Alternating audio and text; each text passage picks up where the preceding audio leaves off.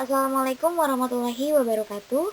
Saya Aisyah Ridwanisa, mahasiswi Universitas Al-Azhar Indonesia, Prodi PGPAU 2019, ingin menyampaikan atau menjelaskan bagaimana sih cara mendampingi anak membaca surat-surat pendek selama pandemi COVID-19 di rumah. Pasti anak-anak sekarang selama pandemi libur dan menghabiskan waktu banyak di rumah, banyak yang malah membaca surat-surat pendek. Nah, di sini saya akan menjelaskan tips-tips dan cara-cara atau alasannya mereka bisa malas membaca surat-surat pendek. Yuk, disimak. Semua agama akan mengajarkan hal-hal baik pada setiap pengikutnya.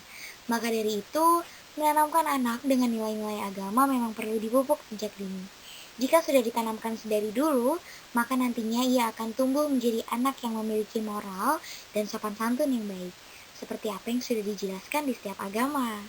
Nah, menanamkan nilai agama bisa dilakukan dengan mengajarkan anak berdoa salah satunya. Khususnya hafalan doa pendek yang sebaiknya ia baca sebelum mengawali hari. Ingat, sekolah terbaik bagi anak adalah keluarga. Pemerintah dan Majelis Ulama Indonesia atau MUI menganjurkan agar umat Islam menunaikan ibadahnya di rumah, sholat Jumat dan berjamaah di masjid sementara waktu ditiadakan untuk mencegah penyebaran virus corona atau COVID-19. Sambil melakukan upaya pencegahan lain, ibadah untuk mendekati diri kepada Allah Subhanahu wa taala tentu harus dilakukan. Walaupun sedang belajar dari rumah di masa pandemi COVID-19, siswa perlu terus difasilitasi untuk membaca surat pendek. Pembiasaan membaca surat pendek harus terus ditumbuhkan agar minat siswa untuk membaca tidak putus karena pandemi. Anak yang malas membaca surat-surat pendek biasanya selalu beralasan jika diminta untuk membaca surat, yang kedua melarikan diri, yang ketiga menangis, dan yang keempat berteriak. Nah, keempat ini adalah ciri-ciri penolakan anak jika diminta untuk membaca surat biasanya.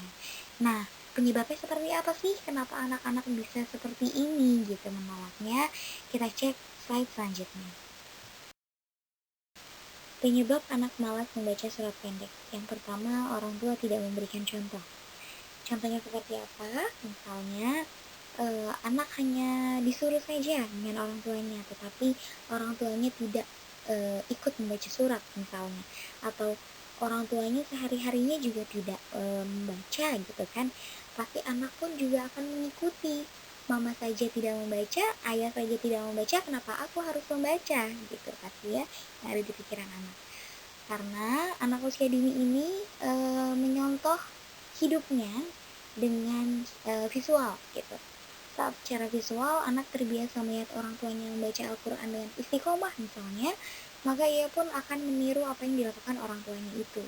Jadi sebelum kita menyuruh anak, meminta anak untuk membaca surat, ada baiknya kita sebagai orang tua menyontohkan dulu gitu, menyontohkan untuk membaca surat setiap hari agar anak mengikuti gitu.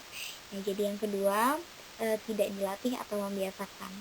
Tidak dilatih itu setiap harinya anak tidak dilatih untuk membaca surat atau tidak membiasakan membaca surat, jadinya sekali saat mereka diminta untuk membaca, mereka akan melakukan penolakan seperti sebelum yang slide sebelumnya saya jelaskan gitu. Nah, yang ketiga, ini tidak menyiapkan fasilitas atau media seperti buku-buku surat pendek. Meskipun terkesan ketinggalan zaman ya pada sebagian orang, namun sebenarnya buku doa pendek atau surat-surat gitu ini masih dibutuhkan oleh anak-anak.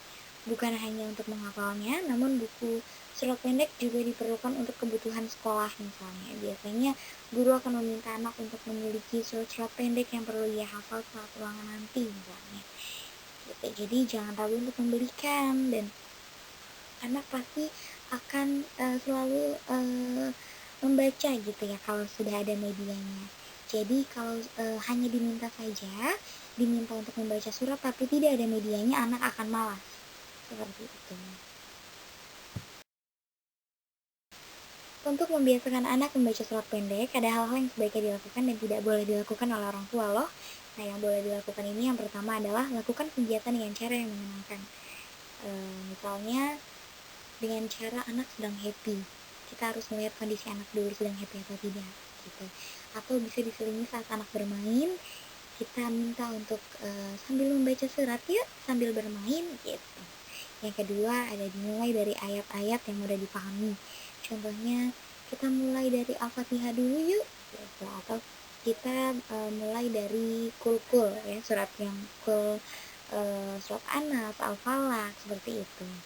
Lalu yang ketiga, keteladanan dan motivasi. Orang tua di sini juga memberikan motivasi, keteladanan gitu ya. Misalnya membiasakan untuk setiap hari membaca diselingi sambil apa gitu ya. Dan motivasi, ih kakak pinter loh, ih sudah hafal. Jadi anak semakin bangkit gitu semangatnya untuk membaca surat-surat pendek gitu. Nah, yang tidak boleh dilakukan oleh orang tua, yang pertama jangan memaksa anak dengan cara kasar. Misalnya kita meminta dengan nada yang tinggi gitu ya, itu pasti anak akan merasa tertekan atau melakukan penolakan pastinya. Jadi biasakan kalau meminta anak membaca surat atau meminta anak dalam segala hal apapun, kita jangan dengan cara yang kasar gitu. Dalam artian pasti kita harus lembut. Nah, yang kedua, tidak memberikan contoh serupa ke anak. Jadi orang tua terus-terusan meminta anak untuk baca surat, tetapi orang tua sendiri tidak mencontohkan gitu setiap harinya. Jadi anak pasti akan malas gitu ya, karena mereka belajar melalui apa yang mereka lihat. Dan yang ketiga, tidak mengajarkan hal-hal yang baik. Oke, slide selanjutnya. Tips mendampingi anak membaca surat-surat pendek. Yang pertama, mulai dari diri sendiri. Sebelum mulai mengajarkan anak menghafal Al-Quran, mari introspeksi diri terlebih dahulu. Sudahkah kita melakukan apa yang hendak kita ajarkan kepada anak? Pertanyaan ini harus diperhatikan oleh para orang tua. Kadang, keegoisan orang dewasa membuat kita terlupa kalau anak akan lebih mudah mencontoh orang tuanya. Yang kedua, menciptakan suasana yang nyaman. Ketika anak belajar, suasana dan kondisi yang nyaman adalah kunci agar ia tetap fokus dan berkonsentrasi. Tapi tidak baik juga bila menciptakan suasana mengekang dan membuat anak tidak nyaman. Buat anak merasa nyaman saat belajar menghafal, bisa dengan menghafal sambil bernyanyi atau bermain.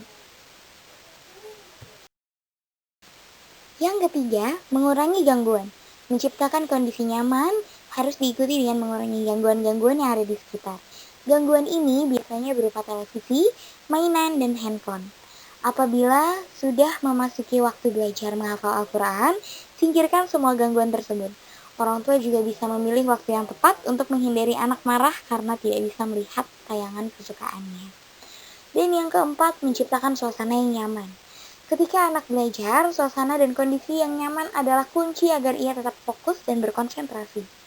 Tapi, tidak baik juga bila menciptakan suasana mengekang dan membuat anak tidak nyaman. Buat anak merasa nyaman saat belajar menghafal Al-Quran, bisa dengan menghafal sambil bernyanyi atau bermain. Yang kelima, menggunakan flashcard. Anak lebih mudah belajar menggunakan flashcard, yakni kartu berwarna-warni berisi huruf hijaiyah, yang membantu anak memahami bacaan Al-Quran. Bisa dilakukan sejak anak berusia 6 bulan, sehingga matanya terbiasa dengan huruf-huruf tersebut. Lalu bisa juga dengan memutar kaset tilawah untuk anak. Anak mudah menghafal musik karena dia sering mendengarnya di mana-mana. Hal ini juga berlaku pada proses menghafal Al-Quran. Semakin sering mendengarnya, semakin mudah menghafalnya. Membiasakan anak dengan Al-Quran bisa dilakukan dengan mendengarkan kaset tilawah, sehingga dia akan selalu akrab dengan lantunan ayat suci. Orang tua bisa memfasilitasi dengan buku-buku surat pendek agar anak bisa terus belajar dengan buku-buku tersebut. Lalu tahap terakhir ada memberikan reward. Orang tua boleh loh memberikan reward kepada anak setelah melakukan semuanya gitu ya, atau sehabis anak menghafalkan surat-surat pendek tersebut gitu. Tujuannya agar anak lebih termotivasi atau lebih semangat untuk membaca surat-surat pendek tersebut. Seperti itu. Alhamdulillah pembahasan tentang mendampingi anak membaca surat-surat pendek selama di rumah, terlebih sedang pandemi COVID-19 ini, semoga bermanfaat tips-tipsnya. Dan ini ada referensi yang saya ambil untuk pembahasan ini. Kalau kurang jelas atau kurang tersampaikan dengan baik, bisa diklik atau dicari dengan halaman situs web yang sudah tertera. Kurang lebihnya mohon maaf. Wabillahi taufiq wal hidayah. Wassalamualaikum warahmatullahi wabarakatuh.